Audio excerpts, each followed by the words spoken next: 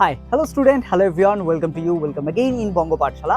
তো স্টুডেন্ট আজকে সানডে, আর সানডে মানেই হচ্ছে সায়েন্স এক্সপেরিমেন্ট করার দিন। ওকে, আর আজকে এক্সপেরিমেন্টটা করার জন্য আমাদের যেটা লাগছে সেটা হচ্ছে একটা 9 ভোল্টের ব্যাটারি নেবো এবং একটি হচ্ছে ডিসি মোটর নেবো। ঠিক আছে, তো স্টুডেন্ট তাহলে আজকে প্র্যাকটিক্যালি যেটা হতে চলেছে সেটা বেসিক্যালি হচ্ছে আজকে আমরা ডিসি মোটরের কার্যনীতি দেখবো, মানে ডিসি মোটর কিভাবে কাজ করে। তার আগে আমরা এর গঠনটা দেখবো, বেসিক্যালি এর ভিতরে গঠনটা কেমন থাকে যার জন্য এটা কাজ করে। ওকে, তো চলো লেট না করে শুরু করা যাক।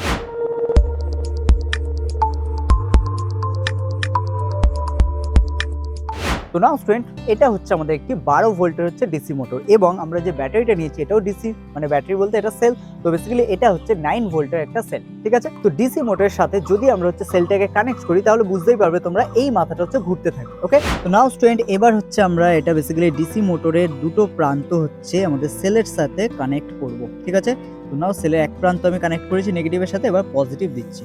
দেখো এবার দেখতেই পাচ্ছ, তোমরা বুঝতেই পারছো এটা হচ্ছে ঘুরছে। ঠিক আছে, আমি জাস্ট এটা আবার ডিসকানেক্ট করি, দেখো থেমে গেল, আবার কানেক্ট করি, চলতে শুরু হয়েছে। ঠিক আছে, তো পুরো ব্যাপারটা যদি আমি মোটা করে বলি যে কেন হচ্ছে এটা ঘুরছে, তাহলে কারণটা ঠিক এরকমই দাঁড়ায় যে দেখো ডিসির হচ্ছে দুটো প্রান্ত আছে ডিসি মোটরে, একটা পজিটিভ একটা নেগেটিভ। এবার এখানে যখনই আমি একটি বর্তনী মানে একটি সেলকে কানেক্ট করছি তখন বেসিক্যালি সেল থেকে হচ্ছে নেগেটিভ পজিটিভ পুরোটা একটা কমপ্লিট বর্তনী তৈরি হচ্ছে এবং কমপ্লিট বর্তনী তৈরি হওয়ার জন্য এর ভিতরে হচ্ছে কয়েল আছে, মানে তামার তারের বেসিক্যালি কিছু কুণ্ডলী করা আছে যেটাকে আর্মেচার বলা হয়। তো সেখান থেকে যখনই এই তড়িৎ প্রবাহটা শুরু হয়ে যায় এর দুপাশে দুটো হচ্ছে চুম্বক থাকার জন্য এরা কিন্তু যে কয়েলটা বেসিক্যালি যার মধ্যে থেকে তড়িৎ প্রবাহ হয় সেটাকে ঘোরাতে শুরু করে দেয়। বোঝা গেল, মানে এটা বেসিক্যালি চুম্বক শক্তির জন্যই কিন্তু ঘুরতে থাকে। ঠিক আছে, তো এবার আমরা এর গঠনটা দেখলে আরো ক্লিয়ার হয়ে যাবে যে কেন হচ্ছে ঘোরে। ঠিক আছে, তো স্টুডেন্ট এটা হচ্ছে আমাদের ডিসি মোটরের খোলা অংশ, এটা একদম পিছনের দিকে, যেটা হচ্ছে এখানে ক্লিপের সাহায্যে আটকানো থাকে।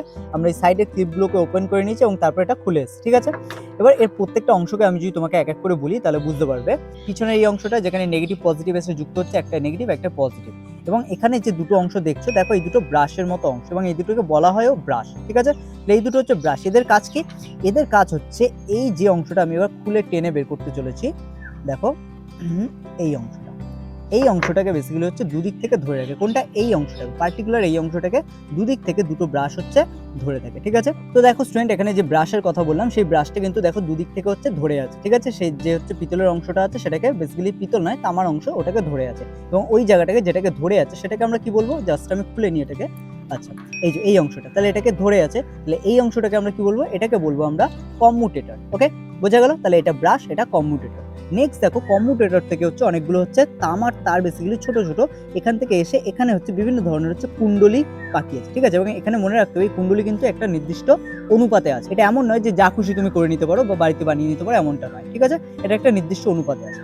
তারপরে এই কুণ্ডলীটা যেখানে দেখো হচ্ছে একটা কমপ্লিট একটা সুন্দর একটা সার্কেল তৈরি করেছে, সুন্দর সুন্দর করে কতগুলো হচ্ছে রিং ফর্ম করেছে। তো এই পুরো জায়গাটাকে মানে এখান থেকে এতটা, এই পুরো জায়গাটাকে বলা হয় অ্যামেচার। ওকে, তো আমরা কি কি দেখলাম? ব্রাশ দেখলাম, কম্যুটেটর দেখলাম, অ্যামেচার দেখলাম। ঠিক আছে, আর এখানে এই যে দণ্ডটা দেখছো এটা জাস্ট একটা লোহার দণ্ড যার উপর পুরো জিনিসটা হচ্ছে ঘুরবে। এটা যখন ঘুরবে তখন এটা যাতে সাপোর্ট হিসেবে কাজ করে সেই জন্য এটাকে রাখা হয়েছে। এবার মেন যে জিনিসটা আমি তোমাদের বলেছিলাম যে এখানে কিন্তু ঘুরছে একটাই কারণে, বেসিক্যালি সার্কিট হচ্ছে কমপ্লিট হচ্ছে, এটা তো বলেছিলাম। কিন্তু এখানে আরো একটা জিনিস মনে রাখতে হবে, যদি নর্মালি আমাদের সার্কিট কমপ্লিট হয় তাহলে কিন্তু এটা ঘুরবে না। কেন ঘুরছে?